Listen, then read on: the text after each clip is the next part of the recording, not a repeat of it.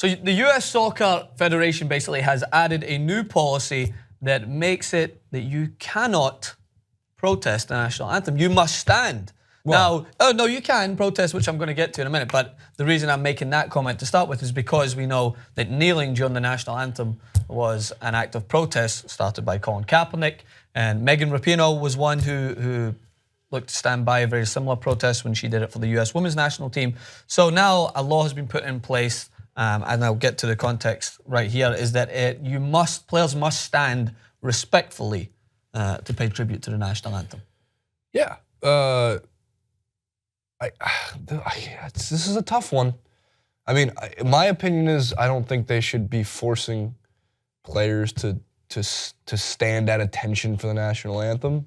But there's a different line when it's for the U.S. national team or any U.S. national team than it is when you're just the San Francisco 49ers. Now, I don't want to take away anything from what the freedom of expression in the United States is, even though I think a lot of people misconstrue the definition of freedom of speech and freedom of expression in the United States as it is, because it's become one of the biggest talking points in the country. Yep. Ever since people like Colin Kaepernick decided to take a knee, and then everyone decided to take what his mission was and just make up other shit that had nothing to do with Colin Kaepernick's actual statement, which I wish always we can go back to and read the original statement, because people still have no idea what he was doing in the first place. But it's a tougher one when it's the U.S. national team.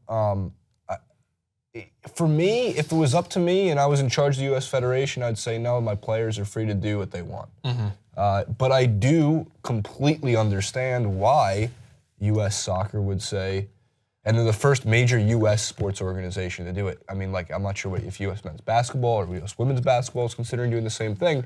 So I guess I do understand why, because it's the national team. Yeah. Well, let's take a look at the first comment that was courtesy of U.S. Soccer so we can see it first. So this is from Stuart Holden on Twitter, which says, all persons representing a federation national team shall stand respectfully during the playing of national anthems at any event in which the federation is represented. And then here's a comment from the US women's national team via their statement. We were aware that USSF was holding its board meeting and annual general meeting in Hawaii this week during the She Believes Cup, which is being held during women's FIFA dates. These dates are often set years in advance. We were also aware that the federation would be voting on adoption of new bylaws for their organization. We were unaware of the content of those bylaws amendments, and we will assess the implications of any unreasonable restrictions for our members. So this, of course, is in regards to Megan Rapinoe when she was kneeling during the national anthem. So to go back to Jason's comment first, yes, I'm with you.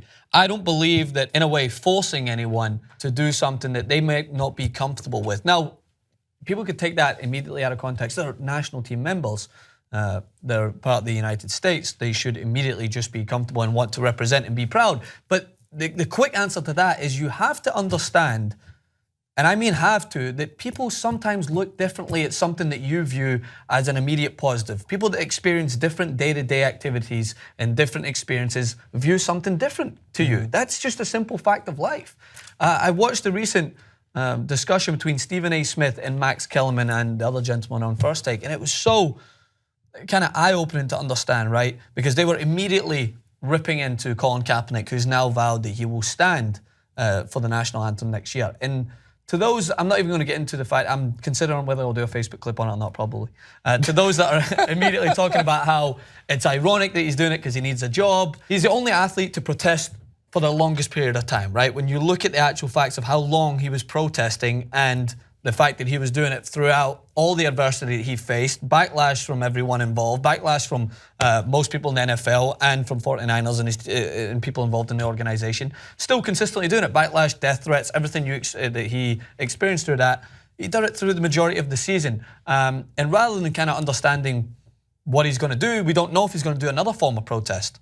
Sean King released a decent article that was like, he's intelligent. Activists have different ways of protesting. You don't need to do the same thing over again. I feel like he made his point. The conversation has been had. You cannot deny that. The conversation that he had throughout the season was remarkable. And I think that to jump to conclusions straight away and just assume, which everyone and most people that are, or especially on the right, were posting articles saying, oh, it's funny he needs to do it now because he needs to get a job. How many of you, when you're protesting, will not listen to someone who's maybe going to be offering you a new job to adjust your point of view? There is ways to adjust it. It doesn't mean that he's going to sacrifice his protests.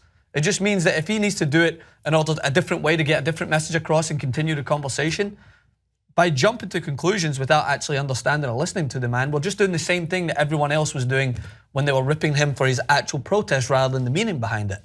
And I think we need to give him the chance to explain what his next message is going to be. And I think you got to give, it doesn't tarnish what he did for a full season. You can't take back those conversations. You can't take back the efforts that he put in place, the money that was raised, the awareness that was throughout. So with all that included, I don't like the idea of forcing people who may feel a little bit differently to do everything the same as everyone else. Yeah. And I understand when it comes to the national point. I agree with your point on not wanting people to be forced to do something, but just because they have to stand at attention doesn't mean they can't find other ways to effectively share their beliefs, be active in a community, be active for the national team. I'm not saying it has to be the national anthem. Like, it's become such a big deal that it's the national anthem. You know, there's other moments of a game, there's other moments where you can take a knee in response for feeling that as in Megan Rapinoe's case, it's because as being gay, she felt that she was also standing up for the marginalized people in the country, and that's why she took the knee in the first place. And because it was in a U.S. national uniform, had a little bit bigger, it should have had bigger implications in the conversation. Sadly, it didn't, because Americans are obsessed with football and not obsessed with soccer, so they looked at it as like, well, it's not the 49, it's not football, it's not our beloved Sunday sport. Well, and that's wrong. I mean, in general, I thought Rapinoe's case should have had more of an impact, if you will. I've got a little bit bolder of a claim just because I think she was white. That's my opinion. Is when black people protest something in this country, it stirs. Well, it depends on what media narrative you're picking up. I think it's just because if you're looking close enough, you can always find the narrative you want to, in general. Well, right. So, and what you're getting at too, and I agree with you to a certain extent, is it depends on what outlet it is. But they'll overblow Kaepernick, and then with Rapinoe, it's not the same, because in a way, possibly because she's white, also because soccer in America not as big as football. True, but at the same time, if you've got a group of people protesting for their point of view and are black, they're immediately tarnished as those that are inciting riots and inciting like standing by thuggery and everything else. When they go out to protest their point of view, they're immediately tarnished in a negative aspect. Well, they're labeled. And I think the same thing happens with Kaepernick, is the fact that he took a knee. It kind of incites and stirs that question and almost the white guilt that a lot of people feel when it comes to a black person protesting. And that's why when you get people like Trevor Noah asking the question, what is the right way to protest? Because they've tried other ways. They say they're rioters when they're walking in the streets. They say they're inciting violence. And then we take a peaceful protest, they're disrespecting the flag. The reason why he did it during the national anthem, is because it is a moment where most people take a moment to ponder what this country means to them. So that's why he did it in a point where, all right, it doesn't mean the same to me, and a lot of people like me. That's why I'm doing it in this specific moment. And I think that Megan Rapinoe, in a very similar point of view, like you mentioned, she was doing it because she doesn't feel that a group that she is attached to and associated with was being respected to the same extent. But not anywhere near enough outlets picked up the idea of what she was standing with. And she wasn't scrutinized to the same level as Colin Kaepernick was. And it is part of the fact that soccer isn't as popular. But it was picked up by a lot of outlets, and rather than facing the backlash and the scrutiny, she was almost just attached to Kaepernick straight away. The same conversation with a slightly different angle, if you will. But we're curious what everyone else thinks. Should the U.S. soccer, so it includes both men and women, I believe, for policy 604-1, should they be forced to stand at attention for the national anthem, or should they be free to effectively protest the national anthem if they continue to want to do that? God. Making it through, guys. I'm still sick here. Like, favorite, subscribe to the channel. It goes a long way. Comment below. And we'll see you on Twitter, Facebook, all the good stuff.